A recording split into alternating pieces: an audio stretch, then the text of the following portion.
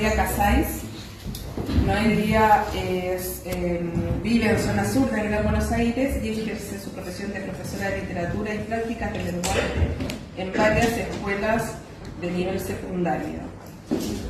Es coautora del libro Matemática Literaria, ¿puede ser? Oh, mira, wow, eso para preguntarle a ella. Matemática Literaria. ¿Te ayuda? Ya me pusieron a prueba. Sí. Ahorita lo abrimos. Ay, me decís. Tiene brava la mano. Ahí estamos. Súper. En público, ¿no? Aportes para una pedagogía transdisciplinaria, editado por Milena Cacerola. También escribe poesía y ha publicado distintas reseñas literarias para distintas revistas digitales. Bueno, Noelia va a entrevistar a Liliana Hecker, a quien presentará.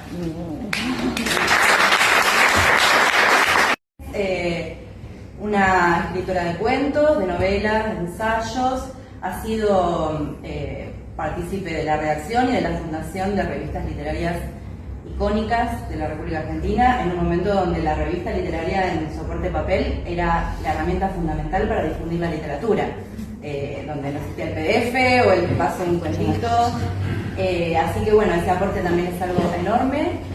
Y uno de los aportes que a mí más boquiabierta me deja, que incluyo en mi recopilación a esta gente, es esta escaloneta de escritores consagrados que has formado en tus talleres, como sea Samantha Schweblin, Guillermo Martínez y Muchos Pablo Ramos y de Carlos. Nombraría muchísimos porque son maravillosos, admirables, mis colegas, mis amigos, hoy los quiero mucho. Y por eso te comparo que digo la escaloneta, porque tenés como tu me encantó. selección. Soy muy futbolera, así que me encantó. Bueno, empezamos por ahí. Donde quieras. Porque están todos estos roles, ¿no? Bueno, y aparte, más adelante también quiero abordar parte de tu biografía con algunas preguntas sobre la formación interdisciplinar y esta mirada sobre las ciencias o sobre las ciencias duras, que a veces queda en una especie de impronta que tiene tu forma de escribir o tu forma de armar la estructura de las historias. Pero empecemos por los escalones. Por donde quieras. ¿Cómo te sentís con tu rol de tallerista, de docente, de profesora y también con todos estos personajes que en tus cuentos muchas veces son docentes? Bueno, en principio, no me siento ni docente ni profesora. Como he contado varias veces, yo empecé, yo estudié física, trabajé como programadora de computación, analista programadora, cuando las computadoras no existía, la PC, la computadora en que yo trabajaba en la Caja de Industria y Comercio, era como mucho más que este edificio, bienestar social, es decir, analista programador, por supuesto, en el 76, me echaron por subversiva. La figura es maravillosa porque había distintas figuras de la subversión. La mía era ser un factor real o potencial de perturbación. Pero me echaron, viví de la caza y de la pesca de lo que podía, y en el 78 del Teatro IFT, no sé si ustedes lo conocen, sí, es un teatro realmente maravilloso, muy progresista, y me convocaron, plena dictadura militar, para dar un taller de narrativa. Empecé por necesidad, realmente necesitaba trabajar. Cuando empecé, me empecé a entusiasmar, empecé a comunicar una experiencia que yo había recibido yo era, Luciano es del 78, yo soy una escritora del 60, yo nací en el 43 y entré, realmente siempre digo, yo soy la del 60, porque entré a la literatura, al Grillo de Papel, y me encontré con Abelardo Castillo, que era un escritor desconocido, muy joven, cuando yo tenía 16 años, en enero de 1960. Haber sido escritora del 60, en los años 60, implicaba reunirse, esas eran las reuniones del Grillo de Papel y después las del Escarabajo, en un café. Primero fue en Los Angelitos del Grillo de Papel, después en el Tortoni. No eran cafés históricos, yo me formaba en cafés que hoy son cafés históricos, pero que felizmente eran cafés donde la gente jugaba a los dados, eran cafés. Ahora al Tortoni hay que hacer cola, te cobran una fortuna, pero íbamos al Tortoni porque agarrábamos un lugarcito al fondo y nadie nos molestaba y pasaba toda la literatura argentina.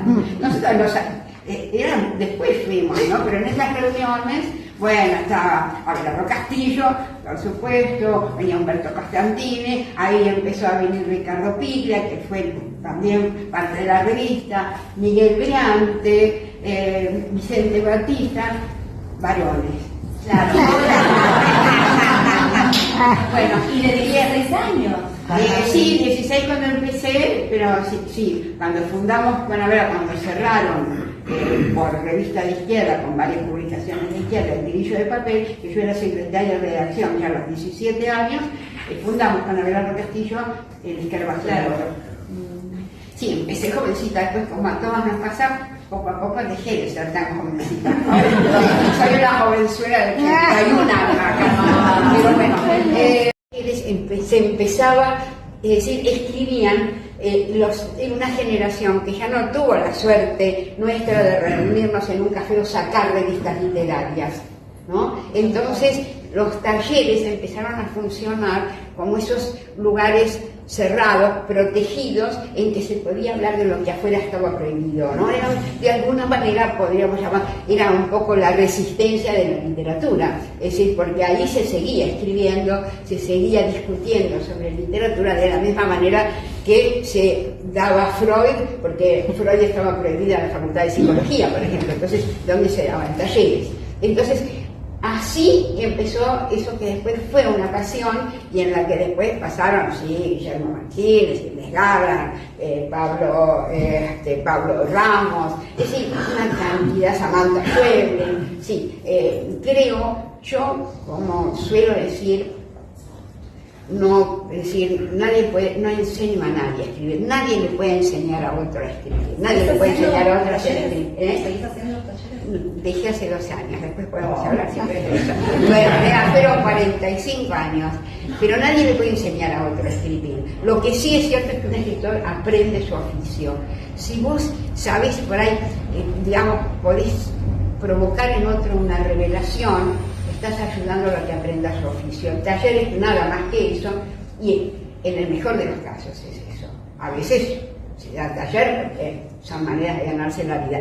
A mí me apasionó dar taller y además lo que siempre me importó es que cada uno tuviera, es decir, si yo no doy ni visión del mundo, ¿no es cierto? Ni talento, cada uno viene con su talento, con su visión del mundo, con su necesidad de contar.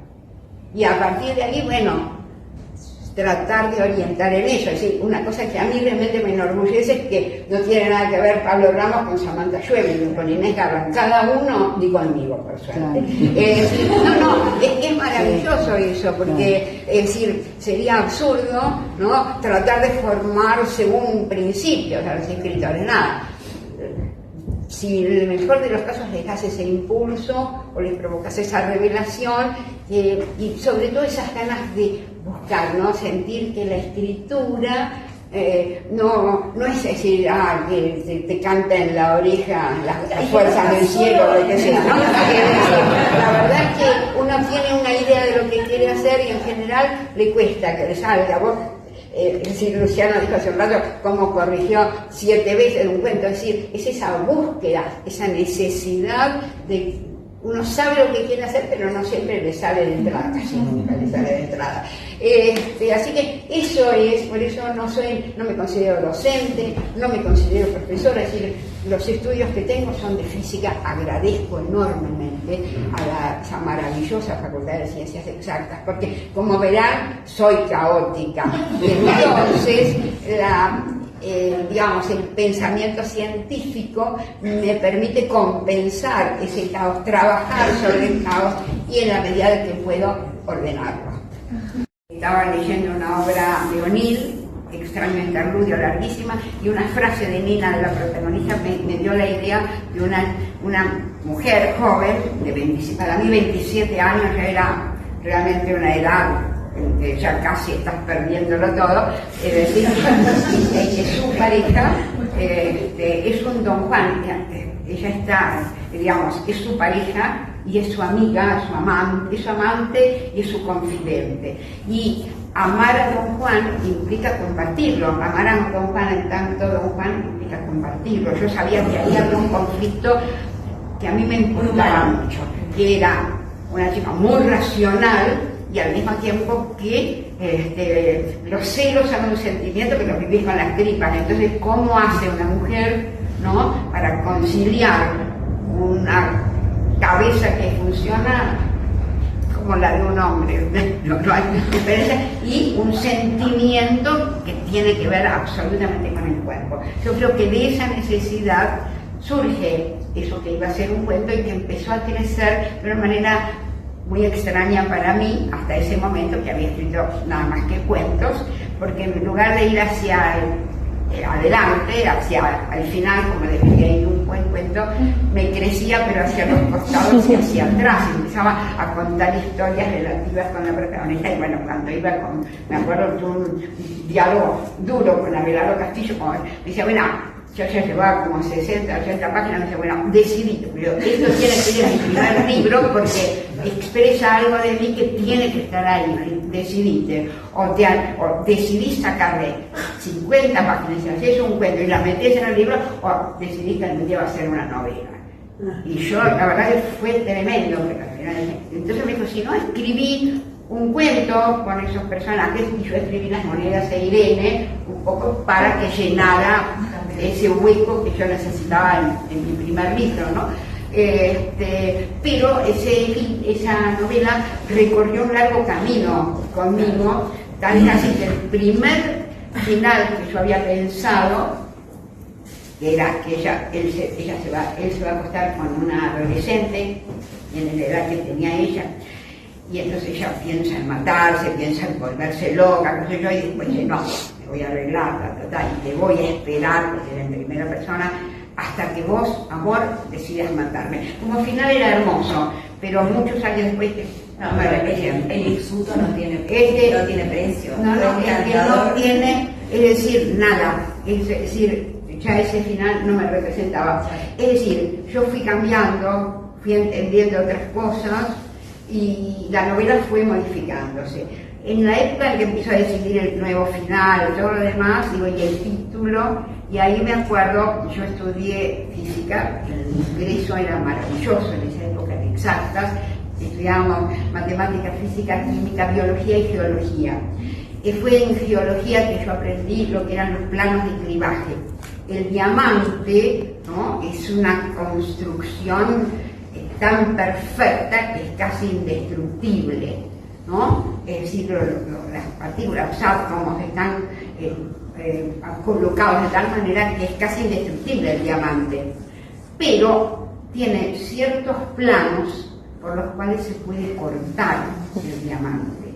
Y a mí me impresionó mucho, más allá del concepto científico, ¿no?, me impresionó como cuestión, digamos, humana, un sentimiento muy fuerte, aquello que en apariencia es indestructible o se siente indestructible, contiene su propia zona de destrucción. Y me pareció, este es el título, zona de clivaje, porque Irene Lawson, la protagonista, se siente deslumbrante, se siente la amiga del tipo que es un Don Juan, siente que puede todo, no puede todo.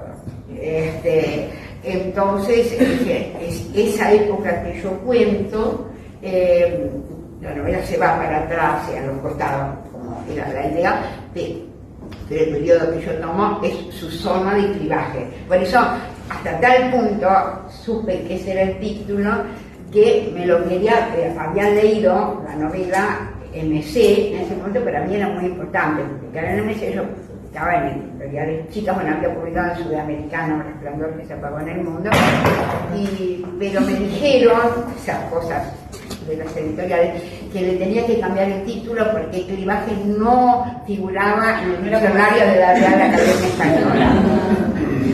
Entonces yo le saqué la novela, porque digo, bueno, en realidad el que va a leer el Aleph no sabe la significación que Borges le da a la palabra Aleph, o lees a Faulkner, lees Absalón, y la verdad te cautiva la novela, no sabés. Hasta después porque se llama Absalón, dije no, si la novela funciona el título se va a imponer, y si no funciona le podés poner el título más vendedor del mundo y ahí va a desaparecer la novela. Así que le saqué la novela porque yo sabía que ese era el título. Ajá. ¿Y es el mismo Nicolás o es una casualidad que se llamen igual? El que estaba perdido y lo buscaban. No, los nombres, yo siento que un personaje tiene un nombre. Además, que se llama Nicolás Broda. Yo ahí, a mí encontrar los nombres de los personajes me fascina, ¿no? Nicolás yo sabía que se llamaba. En realidad, ese Nicolás, ese nombre viene de, me acuerdo cuando yo era analista programadora, había un jefe que se llamaba Nicolás. Entonces me pareció que era el nombre. El apellido lo busqué en la guía. Sí, a veces, no, porque yo tengo que encontrar el nombre. A veces me acuerdo, digamos, alguna compañera de la primaria y el apellido me viene, es decir, de distintos lugares. Pero ese en particular que no encontraba, agarré la guía y me dije, Broda, se llama Nicolás Broda, ese es el nombre. El otro Nico apareció como Nico, no sé, no tiene apellido, nada, es la de contestador que busca, manda mensajes para reconciliarse y está mandando el número equivocado, es tremendo. Nos pasó con Ernesto cuando recién compramos un contestador, estábamos contentísimos con el contestador, y al poquito tiempo una mujer que estuvo pensando y que quiere reconciliarse con el hombre, y nosotros nos desesperábamos, claro. Esperábamos que volviera a llamar y nada, y una vez volvió a llamar, yo me estaba duchando, entonces tampoco la pude atender, y bueno, pero no, el otro operativo es pura imaginación, por supuesto, ¿no? Hicimos todo ese operativo, esperábamos que volviera a llamar la mujer esa, que no me acuerdo cómo se llamaba Amanda, pero bueno, no llamó, esperemos que se haya arreglado. O que se hayan encontrado en alguna de las casas donde aparece. También es posible, seguro. Al principio y cuando termina de leer el texto vuelve al título y entiende por qué, ¿no? Me gusta lo que decís, porque yo creo que el título, es decir, la significación del libro nunca tiene que estar en el título. Es algo que, es decir, completa. Cuando vos terminás, lees y entendés el título, tiene un valor agregado el título. A mí me encanta poner títulos, debo decir. Yo, cuando se me ocurre un cuento en general, viene con el final. A mí se me ocurre enseguida el título. Con las novelas tardo bastante en encontrar. A veces, y con el fin de la historia, ya tenía casi todo y no le encontraba el título. Con Zona de Clivaje ya expliqué. Y Noticias sobre el iceberg, incluso el iceberg apareció tardíamente y completó lo que yo quería decir en la novela, ¿no? Pero sí, me gusta poner títulos. Sí. Bueno, y para cerrar te voy a preguntar por las dedicatorias. Todos tus libros están dedicados a Ernesto. Sí, el primer libro, los que vieron la zarza, porque sentí que yo no lo conocía a Ernesto. Ernesto nos conocimos hace 41 años. Yo no creía que la convivencia se hubiese hecho para mí. La verdad que no, con las características que tengo, no. Es decir, nosotros somos altamente improbables. Ernesto tuvo varios divorcios en muy poquito tiempo y yo era una soltera militante. Pero nos encontramos hace 41 años y acá estamos. Entonces, no, el primer libro, que es Los que vieron la salsa, se lo dediqué a la persona que sentí que le vi cómo me formaba la revista y todo, que está dedicado a Abelardo Castillo. Pero después, a partir de Zona de Clivaje, nosotros nos conocimos en el 83 y yo publiqué el primer libro que yo publiqué estando con Ernesto, Zona de Clivaje, y a partir de Zona de Clivaje todos mis libros están dedicados a Ernesto. Sí. Es hermoso leerlo, pero mi pregunta es ¿qué lugar ocupa Ernesto en tu obra, más allá de que en tu vida obviamente? No, en mi obra yo creo que es la persona que me sostiene en muchos aspectos. En realidad, es decir, el estar bien estando viva se lo debo a Ernesto.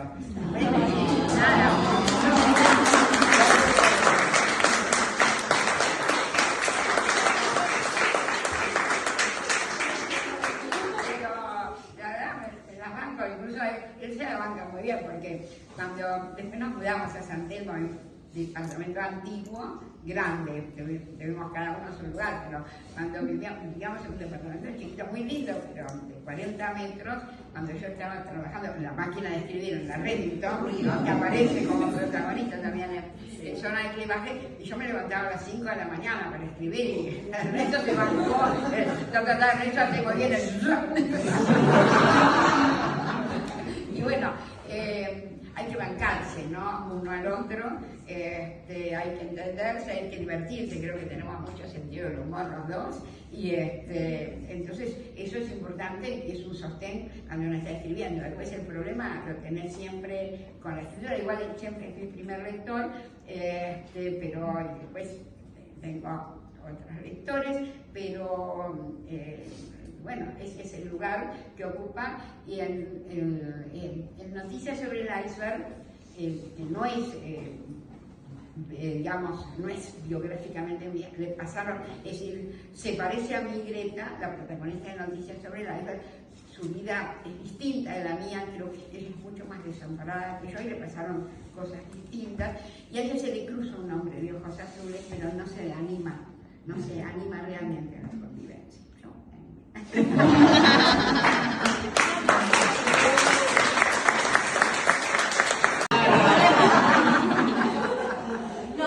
Ella me preguntó, ¿qué te pasó? Porque yo sé que eso llama la atención y genera dudas. Al final me olvidé de preguntarme, Claro, ahora. yo te iba a decir, ¿te gustan los gatos? Que es la pregunta que hace el personaje. Bueno, tenemos gatos. En el accidente doméstico intervino mi gato. A veces son maravillosos, pero a veces vienen con un entusiasmo. Así que bueno, muchísimas gracias. Muchas gracias. Bueno. Muchas gracias.